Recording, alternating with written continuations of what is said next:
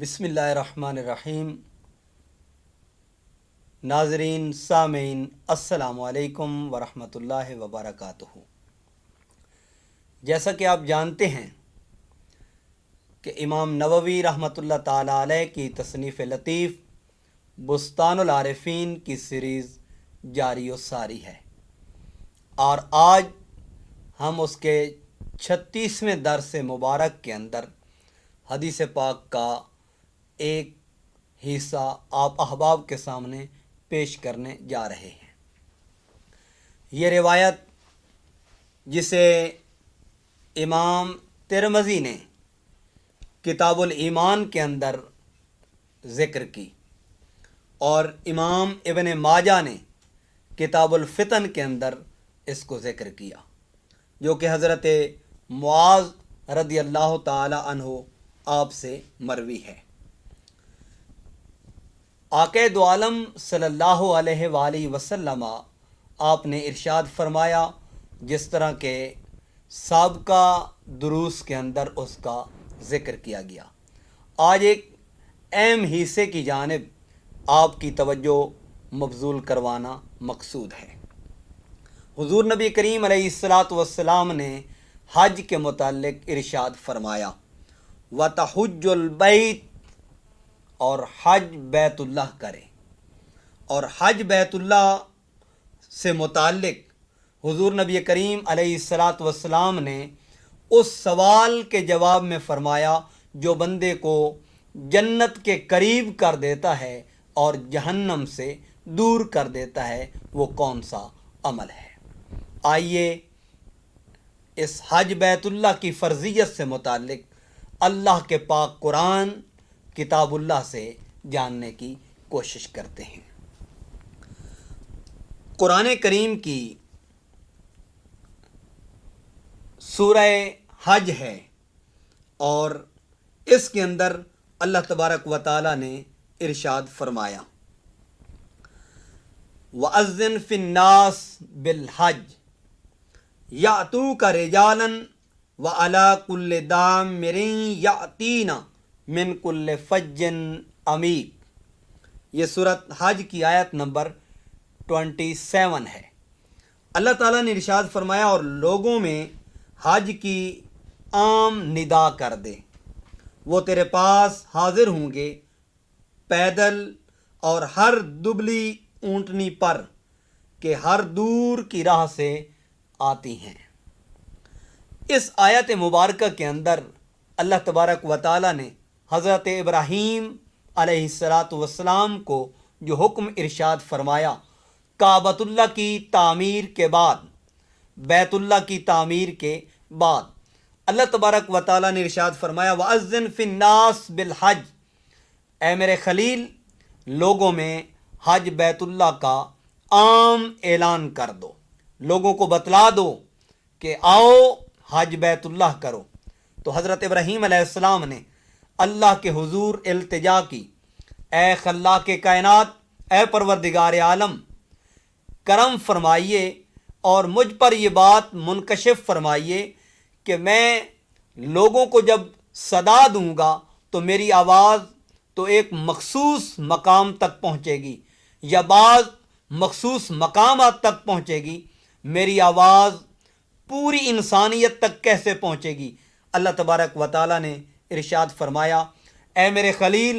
آواز لگانا آپ کا کام ہے اور آواز کو پہنچانا یہ تیرے رب کا کام ہے۔ اب ظاہراً اس میں دیکھنے کی اور سمجھنے کی جو بات ہے وہ یہ ہے کہ حضرت ابراہیم علیہ السلام کی باعتبار ظاہر کے 1 میل تک،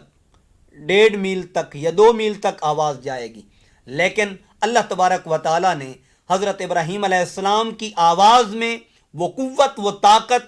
اور وہ ہمت پیدا کر دی کہ وہ آواز کہاں کہاں تک جاتی ہے۔ اس بات کو جاننے کے لیے ہمارے پاس تفسیر ہے جو علامہ ابن عجیبہ الحسینی رحمۃ اللہ تعالی علیہ، جن کا 1224 ہجری میں وصال مبارک ہے، وہ اس آیت مبارکہ کی تفسیر کرتے ہوئے ارشاد فرماتے ہیں کہ یقول الحق کو जल्ला जलालहू, हक ताला ने इरशाद फरमाया ले इब्राहीम अलैहिस्सलाम, हज़रत इब्राहीम अलैहिस्सलाम के लिए, वाज़िन फिन्नास बिल हज, कि ए मेरे खलील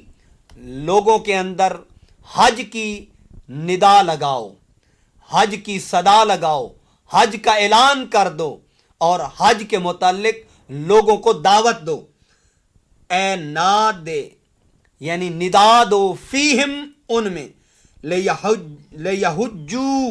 ताकि वो आएँ और हज बैतुल्लाह करें। रोवैया अन्नहु अलैहिस्सलाम सायद अबा कुबैस फरमाते हैं हुजूर नबी करीम अलैहिस्सलातु वस्सलाम ने इरशाद फरमाया कि आप जबल अबी कुबैस पे सवार हुए, फ़काल, और हज़रत इब्राहीम अलैहिस्सलाम ने निदा लगाई, किस बात की? या युहन्नास, ए लोगो, हज्जू बैत रब्बिकुम, आओ और अपने रब के घर का तवाफ़ करो, हज बैतुल्लाह करो।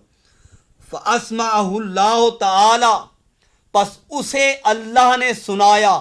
कहाँ कहाँ और किस किस को? फरमाया अल अरवाहा,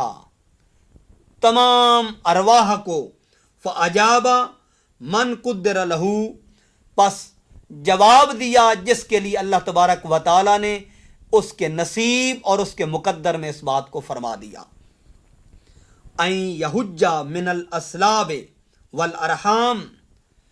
कि हज बैतुल्लाह की जब सदा लगाई गई तो उसकी जवाब में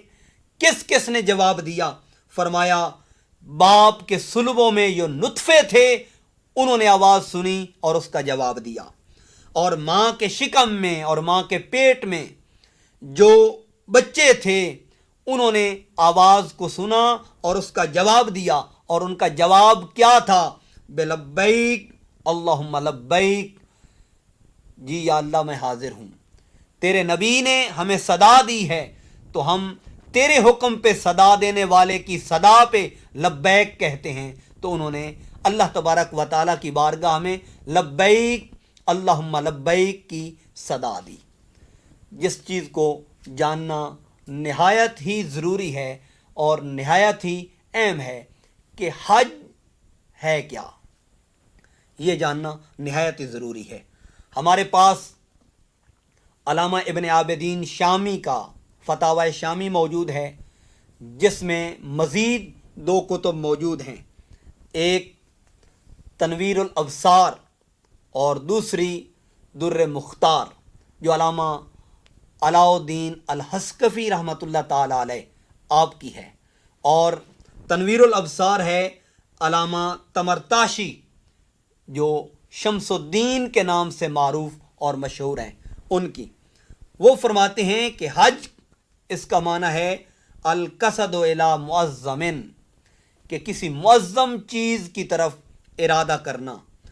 ला मुतलक अल कसद, मुतलक किसी कसद का इरादा करना नहीं, बल्कि किसी मुअज़्ज़म मुतबर्रिक चीज़ की जानिब इरादा करना। और इसके इस्तिलाही माना की जानिब तवज्जो मबजूल करवाते हुए वो फरमाते हैं कि बिअन्नहु कसद अल बैता, कि बेशक इससे मुराद बैतुल्लाह का इरादा है, ले अदाए रुकन मिन अरकान दीन, के दीन के अरकान में से और दीन के रुकनों में से किसी एक रुकन को अदा करने के लिए मखसूस मकामात की ज़ियारत के लिए निकलना, ये हज का माना है। कुरान करीम के अंदर जब हम इस चीज़ को देखते हैं तो अल्लाह तबारक व तआला ने हज की फ़र्ज़ियत से मुताल्लिक़ सूरह आले इमरान है और आयत नंबर है 97, इसके अंदर इरशाद फरमाया वलिल्लाहि अलन्नासि हिज्जुल बैति मन इस्तता इलैहि सबीला, और अल्लाह के लिए लोगों पर उस घर का हज है जो उस तक चल सके, मन इस्तता इलैहि सबीला, जो उसकी तरफ चल कर जाने की हिम्मत, ताकत और क़ुव्वत रखता है। 2 मुकामात हैं जहाँ से अर्ज़ किया गया, अल्लाह तबारक व तआला ने हज को अपने बंदों के ऊपर लाजिम ठहराया है। आइए हज की फ़जीलत के ऊपर और हज की अहमियत के ऊपर इमाम बुखारी ने अपनी صحیح بخاری شریف کے اندر،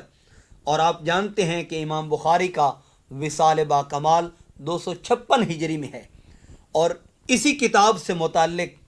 آئمہ کا، محدثین کا، فقہا کا یہ قول مبارک ہے کہ کتاب اللہ کے بعد اگر صحیح ترین کوئی کتاب ہے تو وہ امام بخاری کی الصحیح البخاری ہے۔ اس میں کتاب الحج ہے، اور باب ہے باب فضل الحج المبرور، کہ حج مقبول، اس سے متعلق یہ باب باندھا ہے امام بخاری رحمۃ اللہ تعالی علیہ نے۔ یہ حضرت ابی ہریرہ رضی اللہ تعالی عنہ آپ سے مروی یہ روایت ہے، آپ فرماتے ہیں سئل النبی صلی اللہ علیہ وآلہ وسلم، حضور نبی کریم علیہ الصلاۃ والسلام کی بارگاہ اقدس میں یہ سوال کیا گیا، ای الاعمال افضل، یا رسول اللہ صلی اللہ علیہ وسلم اعمال میں سے افضل ترین عمل کون سا ہے؟ حضور علیہ الصلاۃ والسلام نے فرمایا ایمان باللہ ورسولہ، اللہ پر ایمان لانا، اس کو وحدہ لا شریک ذات تسلیم کرنا، اس کو معبود برحق تسلیم کرنا، اس کی ذات اقدس پہ ایمان لانا، اس کی صفات پہ ایمان لانا، اور اس کے حبیب مکرم صلی اللہ علیہ وآلہ وسلم کی رسالت اور آپ کی نبوت اور ختم نبوت پر ایمان لانا، یہ سب سے افضل ترین عمل ہے۔ کیل عرض کیا گیا یا رسول اللہ صلی اللہ علیہ وسلم ثم ماذا، اس کے بعد پھر کون سا افضل عمل ہے؟ آقا علیہ الصلوۃ والسلام نے فرمایا جہاد فی سبیل اللہ، اللہ کے راستے میں جہاد کرنا۔ پھر عرض کیا گیا کیلا ثم ماذا، یا رسول اللہ صلی اللہ علیہ وسلم پھر افضل ترین عمل کون سا ہے؟ آقا علیہ الصلوۃ والسلام نے فرمایا حج مبرور، مقبول حج، یہ افضل ترین عمل ہے۔ حج مقبول جس کو اللہ نے اپنی بارگاہ میں شرف قبولیت عطا کیا ہو، اور یہ حج کی فضیلت کے اعتبار سے ہے۔ ویسے تو اگر فقہا کی نگاہ میں قرآن و سنت کی روشنی کے اندر حج کو دیکھا جائے تو حج کی پوری ایک تفصیل ہے، حج کی پوری ایک ڈیٹیل ہے، جس میں حج کی فضیلت آتی ہے، حج کی شرائط آتی ہیں، وجوب ادائے حج کی شرائط آتی ہیں، صحت ادائے حج کی شرائط آتی ہیں، فرائض ہیں، حج کے واجبات ہیں، حج کی سنتیں ہیں، سفر کے آداب ہیں جو حج کی جانب کیا جاتا ہے، پھر حج کے کچھ مقدمات ہیں، پھر اس کے لیے میقات ہیں، پھر اس کے لیے احرام ہے، پھر احرام کی اپنی شرائط ہیں، پھر اس کے لیے طواف ہے، پھر سعی بین الصفا والمروہ ہے، پھر اس کے لیے منا کا مقام ہے، عرفات کا مقام ہے، مزدلفہ کا مقام ہے، طواف قدوم ہے، طواف زیارت ہے، طواف وداع ہے۔ حج بیت اللہ کے اپنے آداب ہیں، اس کے لیے اپنی شرائط ہیں، اس کے لیے اپنے قواعد ہیں، جن کو اس مختصر سے درس کے اندر تفصیل سے اور ڈیٹیل سے ذکر نہیں کیا جا سکتا۔ لیکن یاد رکھیں، جو اللہ کے لیے اور اس کی رضا اور اس کی خوشنودی کے لیے حج بیت اللہ کو بجا لاتا ہے، اس کے لیے حضور نبی کریم صلی اللہ علیہ وآلہ وسلم نے ایک نوید، ایک بشارت اور ایک خوشخبری عطا فرمائی۔ ارشاد نبوی صلی اللہ علیہ وآلہ وسلم ہے، یہ حضرت ابی حازم فرماتے ہیں کہ میں نے حضرت ابی ہریرہ رضی اللہ تعالیٰ عنہ آپ کی ذات گرامی سے یہ روایت سنی، اور حضرت ابی ہریرہ رضی اللہ تعالیٰ عنہ آپ فرماتے ہیں سمعت النبی صلی اللہ علیہ وآلہ وسلم یقول،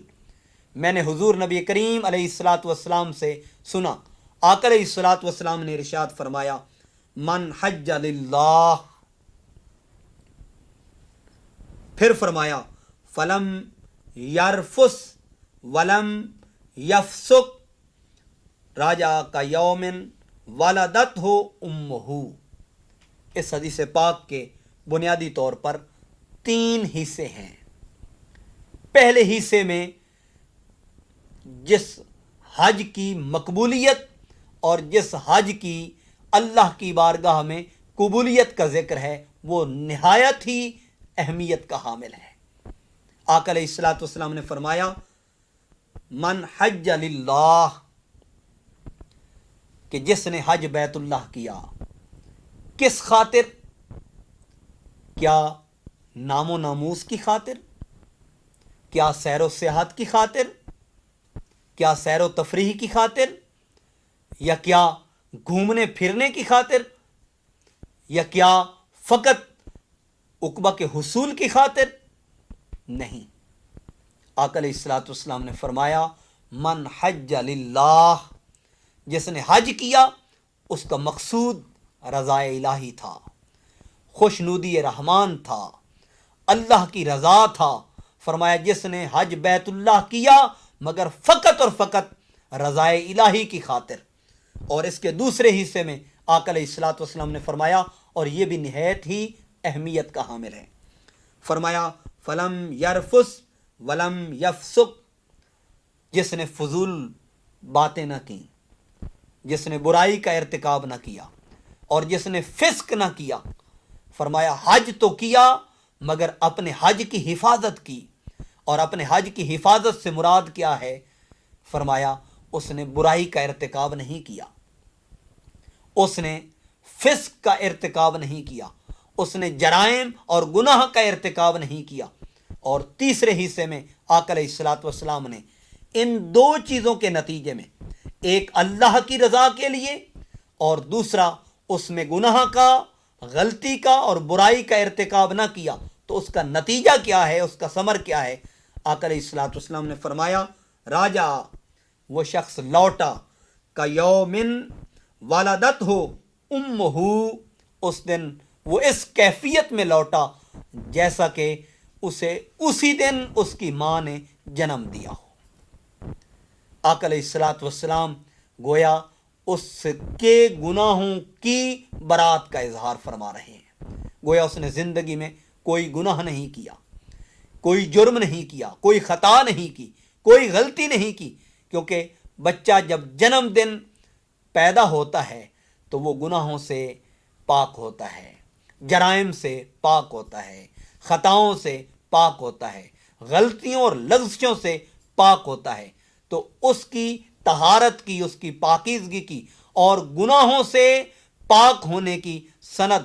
حضور نبی کریم علیہ الصلوۃ والسلام نے ارشاد فرمائی، اور یہ صحیح بخاری کی 1521ویں حدیث پاک ہے، جس میں حضور نبی کریم علیہ الصلوۃ والسلام نے حج کرنے والے، اور ہر حاجی کے لیے نہیں، جو رضا الہی اور خوشنودی رحمان کے لیے حج کرتا ہے، اس کے لیے آقا علیہ الصلوۃ والسلام نے یہ سند جاری کر دی، راجا وہ لوٹا تو کس کیفیت میں لوٹا؟ کیا مجرم بن کر؟ کیا گناہ گار ہو کر؟ کیا سیاہ کار ہو کر؟ فرمایا نہیں، فرمایا کا یومن ولدت ہو امہ، وہ ایسے لوٹا جیسے ماں نے اسی دن اس کو جنم دیا ہو۔ گویا اس کے نامہ اعمال سے گناہوں کو دھو دیا جاتا ہے، خطاؤں کو دور کر دیا جاتا ہے، لغزشوں کو اور جرائم کو اس کے نامہ اعمال سے مٹا دیا جاتا ہے، اور اسے گناہوں سے، خطاؤں سے، لغزشوں سے پاک کر دیا جاتا ہے۔ جو حج ادا کرتا ہے، کعبۃ اللہ یہ اللہ کا گھر ہے، اور بیت اللہ کی نسبت لفظ بیت کی لفظ اللہ سے یہ نسبت تشریفی ہے، اور اس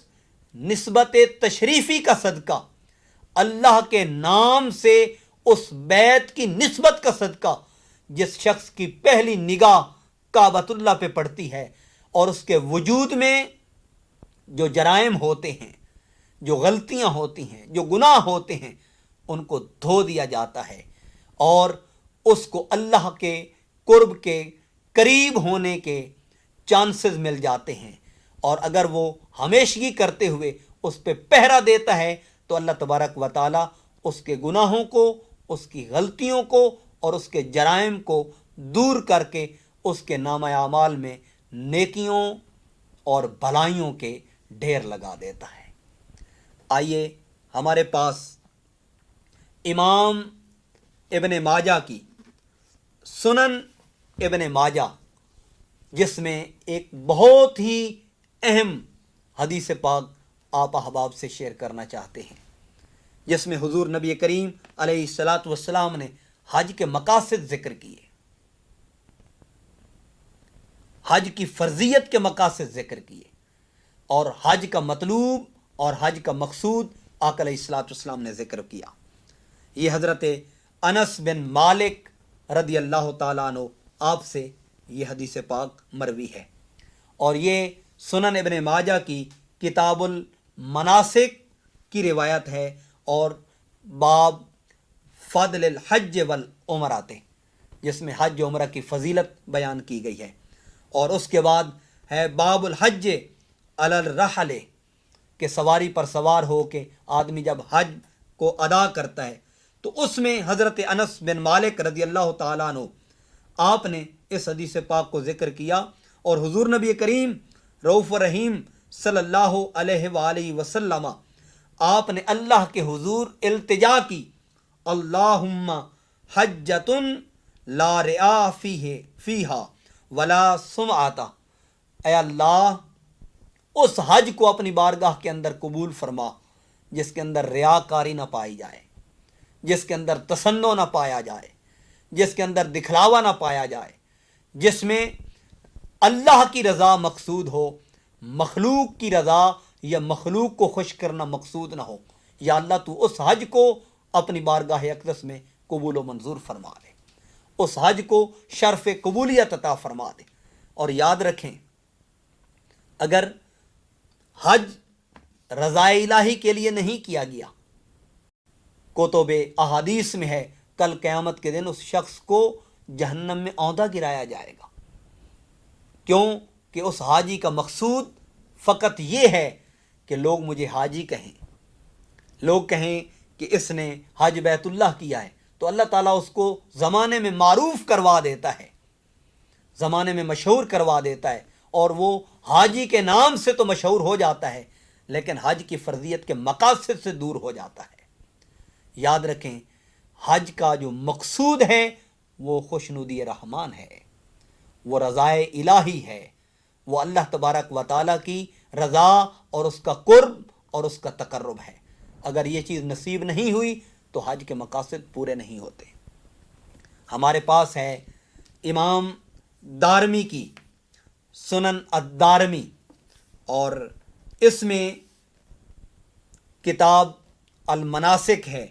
اور اس میں باب ہے من مات ولم یحج،